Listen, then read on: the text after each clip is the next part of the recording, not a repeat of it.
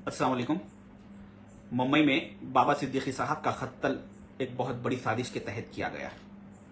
जैसा कि आप तमाम लोग जानते हैं कि आने वाले 1.5 से 2 महीने में महाराष्ट्र में इलेक्शन होने वाले हैं। उस इलेक्शन को नजर में रखते हुए चंद फिरकापरस्त ताकतें मुंबई के महाराष्ट्र के माहौल को खराब करने की साजिश पे साजिश करते जा रहे हैं।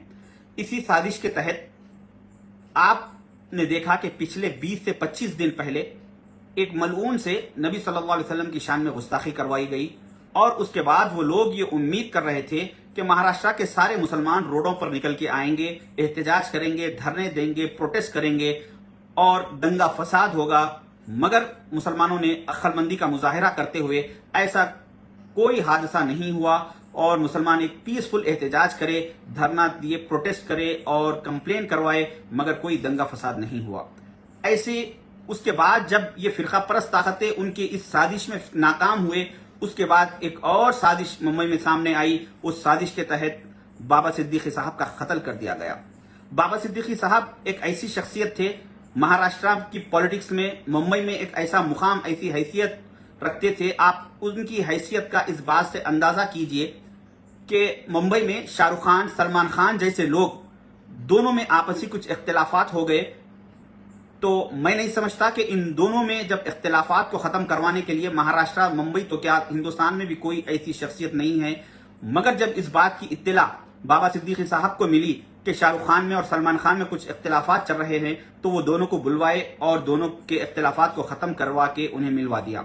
और ये बात शाहरुख खान, सलमान खान भी जानते थे कि हम सब की बात का इनकार कर सकते, मगर बाबा सिद्दीकी साहब की बात का इनकार नहीं कर सकते थे। इस वजह से वो अपने इख्तिलाफात को खत्म करके आपस में मिल लिए। तो एक ऐसी शख्सियत जिसका ये मुकाम था, उनको मामूली सी एक 2 कौड़ी के शूटरों को बुला के उन्हें कत्ल करवा के ये एक मैसेज देने की कोशिश की जा रही है कि कल तक हम गरीबों को मॉब लिंचिंग के तहत कत्लेआम करते थे, अब जब हम चाहेंगे अमीर सियासतदानों को भी, अमीरों को भी हम गोलियों से फायर करके खत्म कर देंगे।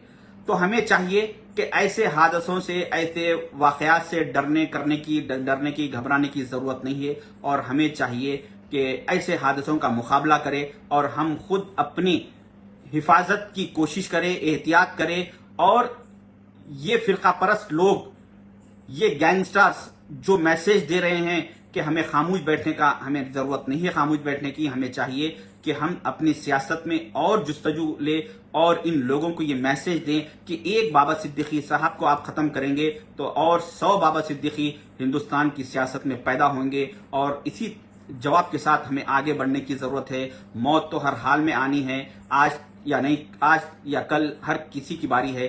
तो इसीलिए आप लोगों से, मेरी तमाम लोगों से गुजारिश है कि आने वाले महाराष्ट्र के इलेक्शन में बाबा सिद्दीकी साहब का जो मैसेज था, एक पीसफुल महाराष्ट्र बनाने का, एक अच्छी मुंबई बनाने का, उनके उस ख्वाब को पूरा करने की कोशिश कीजिए और आने वाले इलेक्शन में एक अच्छा मैसेज दीजिए। और ये जो फिरका परस्त ताकतें, गैंगस्टर्स जो डराने की कोशिश कर रही है, इनसे डरने घबराने की जरूरत नहीं है और आगे बढ़ने की जरूरत है। मेरी अल्लाह ताला से दुआ है कि बाबा सिद्दीकी साहब जिसको अल्लाह ताला जन्नतुल फिरदौस में आला मुकाम अता फरमाए। शुक्रिया, अल्लाह हाफिज।